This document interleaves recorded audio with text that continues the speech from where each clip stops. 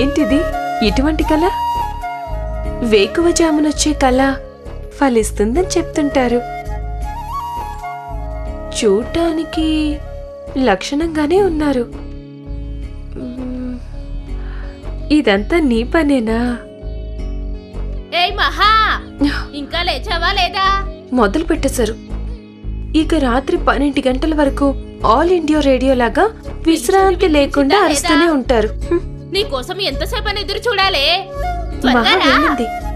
మహాకు పెళ్ళై భర్తతో వెళ్ళిపోయింది. కలను అలాగేగా రప్పించా.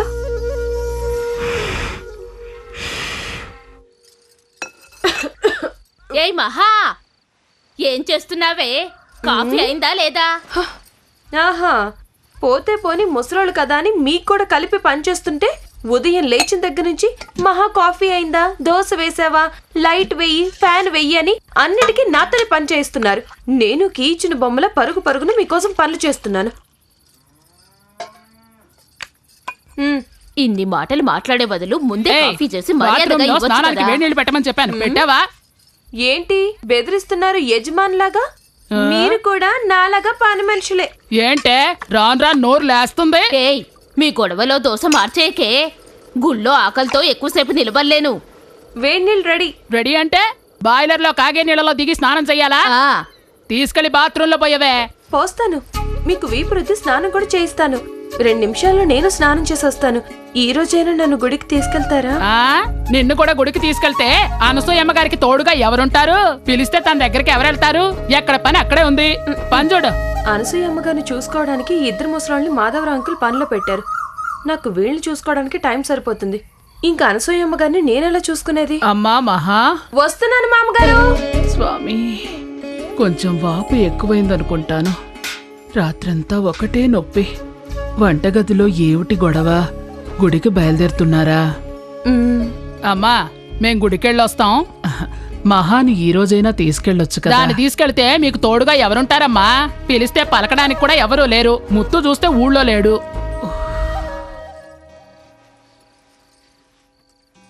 ఈ ఇంటికి వచ్చిన దగ్గర నుంచి గుడికి వెళ్ళలేదే అని బాధగా ఉందా అమ్మా? అలాంటిదేం లేదు మామగారు. మాధవరావు చెప్పిన మడపల్లి సుబ్రహ్మణ్యాన్ని రానివ్వు. నీకు పని తక్కువవుతుంది, నా కాలు నయమవుతుంది. మనిద్దరం కలిసే గుడికి వెళ్దాం.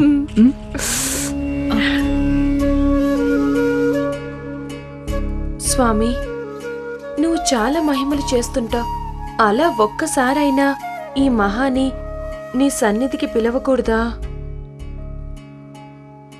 నేనడుగుతున్నది వినిపిస్తుందా?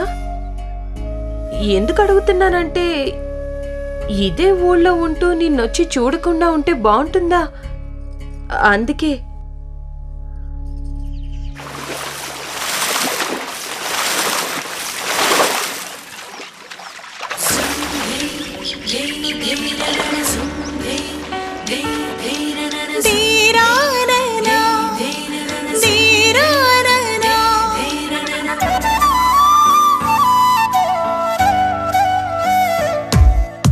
అనుబంధాల తోటలో విరిసే పువ్వునై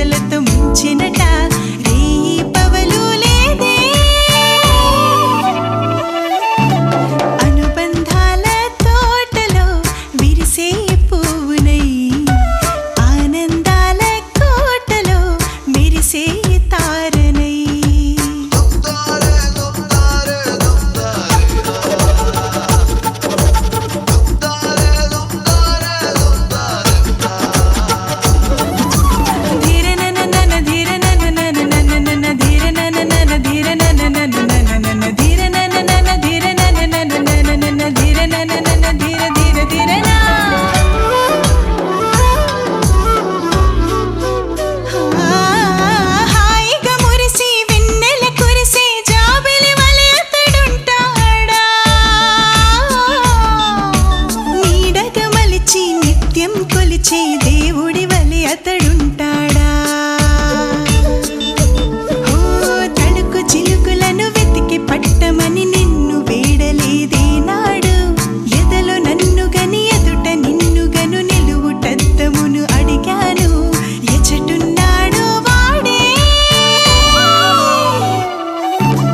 అనుబంధాల తోటలో విరిసే పువ్వునై ఆనందాల కోటలో మెరిసే తారనై ఆ సిరిగల నిధినై సొగసుల నదినై పరుగులు తీస్తున్నా పలికే చిలుకను నేనే అనుబంధాల తోటలో విరిసే పువ్వునై ఆనందాల కోటలో మెరిసే తారనై. స్వామి ఈ పూలు పెట్టుకో. ఏంటి జానకక్క, నువ్వు కూడా నన్ను వదిలేసి గుడికెళ్ళొచ్చావా? అదేంటమ్మా, నిన్ను వదిలి వెళ్ళడం నాకు మాత్రం ఇష్టమా? నువ్వు లేకుండా ఇంట్లో ఏ పని జరగదు. మరి నిన్నెలా తీసుకెళ్దాం? ఇదిగో మడపల్లి పులిహోర. పోయినసారి తీసుకొచ్చినప్పుడు నువ్వు ఇష్టంగా తిన్నావు కదా, అందుకే నీకోసమే తీసుకొచ్చాను. తిను.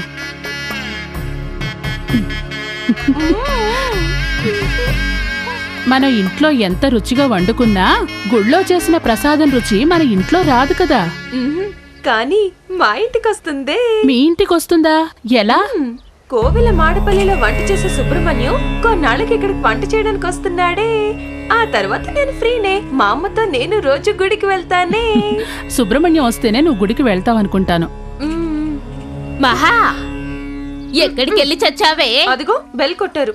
నేను కొంచెం సేపు ఊరికే ఉన్నా ముసలోళ్ళు ఓర్చుకోలేరు. నేను వస్తానక్క. సరే.